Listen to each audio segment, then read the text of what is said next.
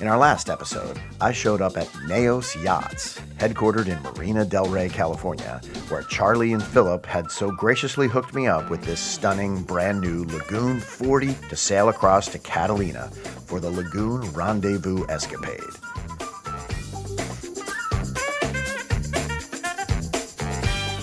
Along the way, Philip and I had a nail-biting race to the death across the Pacific. He's probably still unaware of it, by the way. And while underway, there I was, in sheer disbelief that something I had imagined in my head just a few months ago was actually coming to fruition. And it was at that moment that I declared to the universe, come hell or high water, by hook or by crook, I was going to own one of these Lagoon Catamarans. My next step, Lagoon Catamaran ownership. There, I said it. I don't know how or when, but this is gonna be the deal. I can't explain it, but some people are just born for adventure.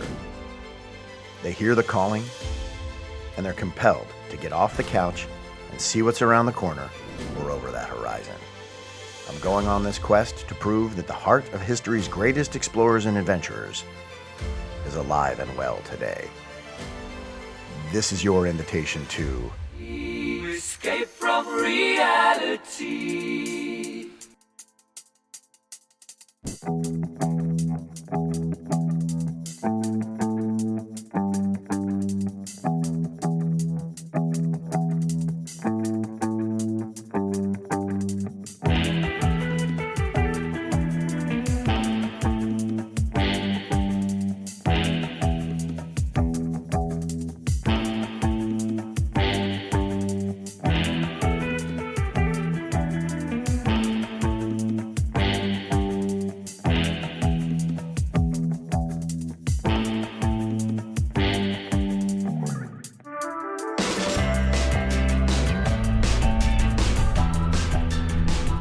So we get to Catalina, set up in the mooring field, and then good old Philip Winter comes over in a dinghy to give me a lift to the little barbecue meet and greet over there on the shore. The ride is here.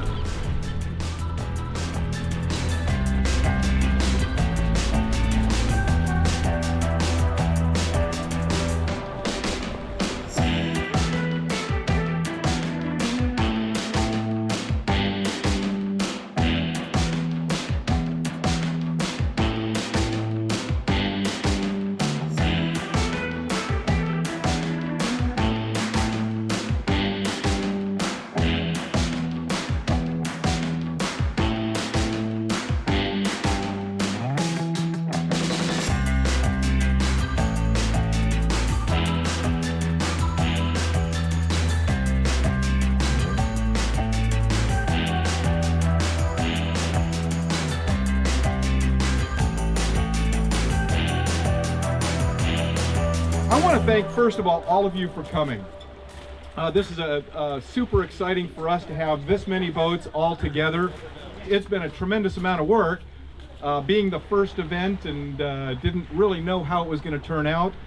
But I wanted to bring up somebody who is really not just an amazing sailor, an amazing businessman, but an amazing person. Ladies and gentlemen, the genius behind Neos Yachts, Charles Devenot. Oh, yeah. Normally you say thank you, so thank you. I've been thinking about a little story. I started that business in 2009, November. This is when you tell all your buddies that, oh, by the way, it's a crisis and I'm going to start a yacht business. And I'm going to put all my resources in it. So we delivered exactly 68 lagoons in California since we started. We sold 112 lagoons since we started. And when we came in 2009, there was 0 lagoon. So thank you for coming, and hopefully in 1 or 2 years we'll be 30 or 40 boats. Okay. All right. I look forward to getting a chance to know you a little bit better, and it's going to be great weather, and once again I think we're all very lucky to be here. Thank you. Thank you.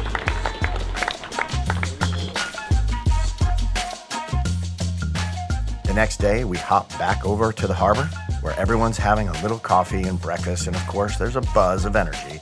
Everyone's talking about sailing, telling adventure stories, and maybe even telling the truth from time to time.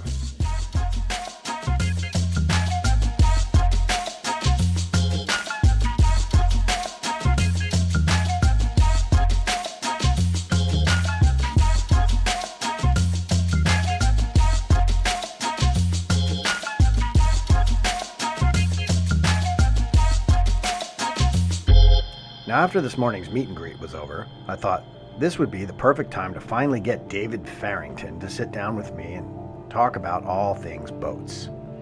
My first introduction to sailing was with my father, and we had a 16-foot day sailor, and my memories of 6 years old are going out, sailing on that with just a little outboard when there wasn't any wind.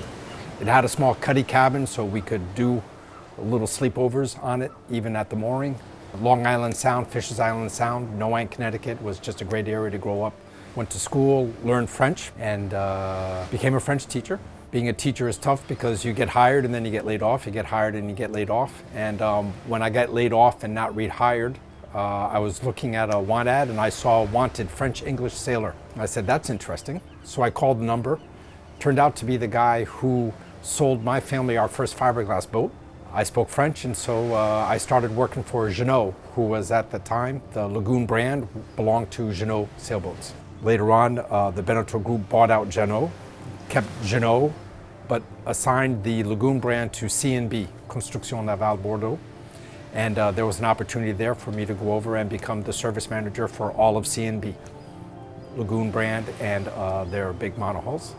And that was the beginning of David in France for 20 years, working to make a Lagoon grow on the service end.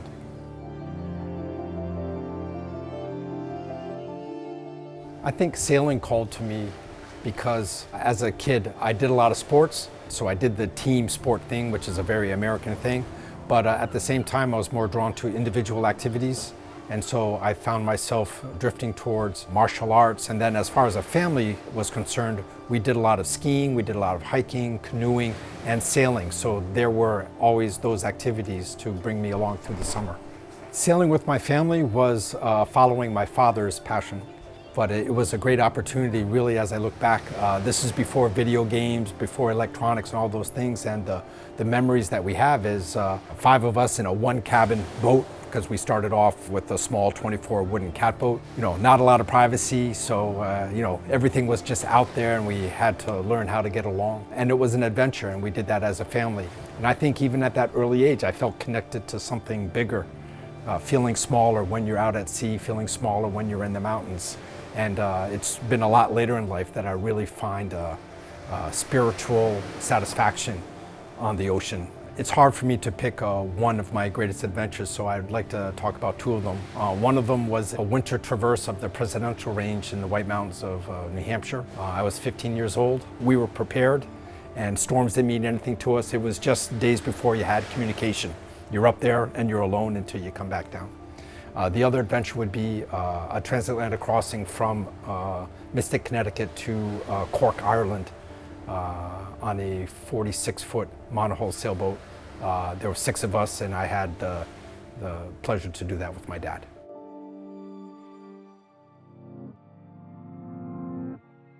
I didn't know too much about multi-hull sailing except an occasional jump in a Hobie Cat. What really impressed me was when I was sailing a 57-footer for the factory to get it to the Cannes Boat Show, and I was thinking of my childhood growing up on boats. And there I was in the main salon at night. It was my watch. So I have a huge modern chart plotter, so I'm tracking everything. I have radar overlay, so I know where the other boats are around me. I'm hungry, so I go into a freezer and pick out a little mini pizza and put that in a grill and heat that up quickly. And then there can be a DVD playing in a little window of the display. And I was just kind of taken aback, but also finally understood the comfort that that's giving to people. And I think that's what people are looking for today. So it's a choice. I miss sometimes the discomfort of the monohulls and the wind and the waves that are coming over and keeping you wet. And there's an alive feeling that you have there. But also, Now that I'm married and now that I have a daughter, I'd like to be able to give them the choice later on, what kind of experience do they want? And I know my wife, and it's going to be starting with the comfort. And for the safety level as well, I'm much more at ease with my daughter wearing her life jacket, but still having a stable platform to move around in, rather than the heel and the angle of a sailboat.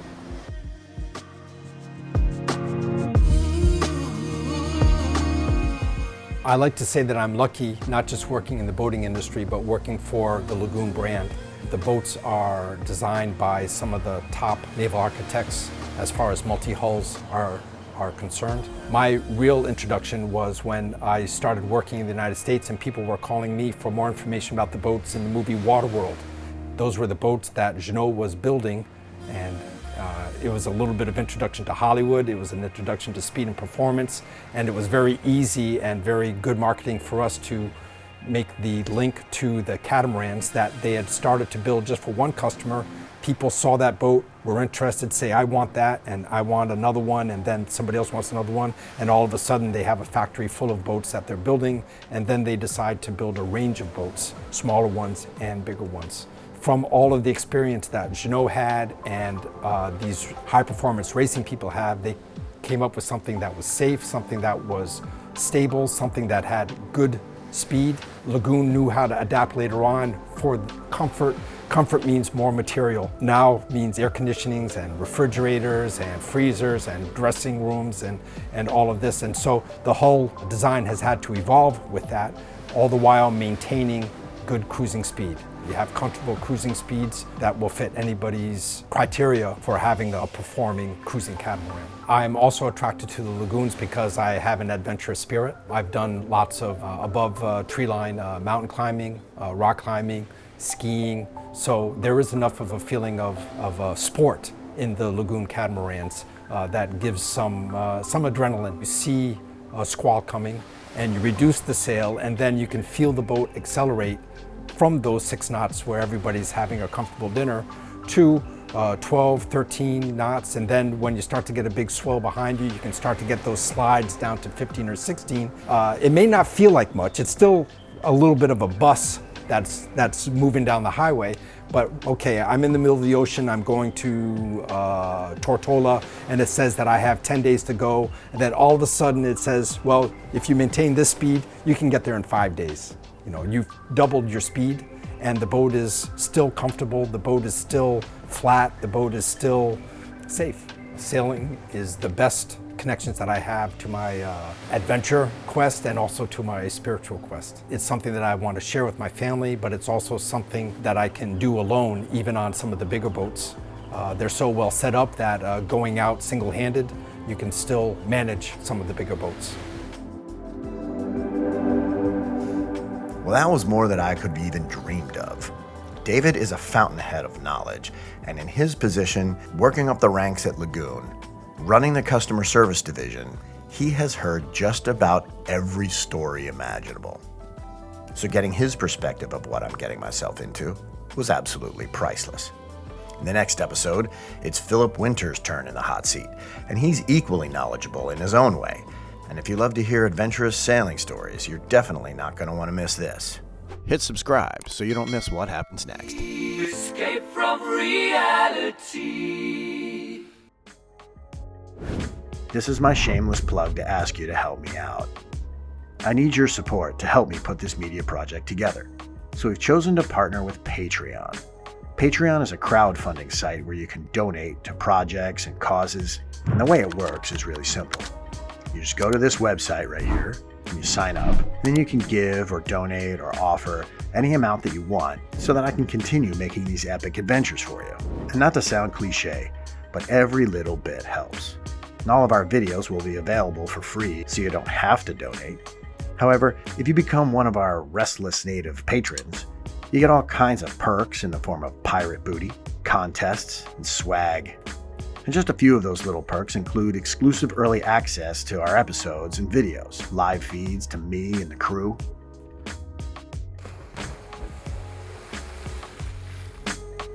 And once in a while, you'll be entered into a drawing to win free trips in Key West so that you can go sailing with us. And then you and a guest can be in one of the episodes. And that's just a few of the good benefits you'll receive by being a member of our little tribe. I've been often accused of enjoying the sound of my own voice, so I'm going to spare you the rambling diatribe on all the things that you're going to get. You can see what me and the crew are up to on YouTube, Facebook, Instagram, and TikTok, and of course our website. And just so you don't miss anything, I'd love you to follow and subscribe to them all. And with that said, welcome aboard, matey. Your support is putting wind in our sails so that you can share these adventures with you. Thanks so much for watching.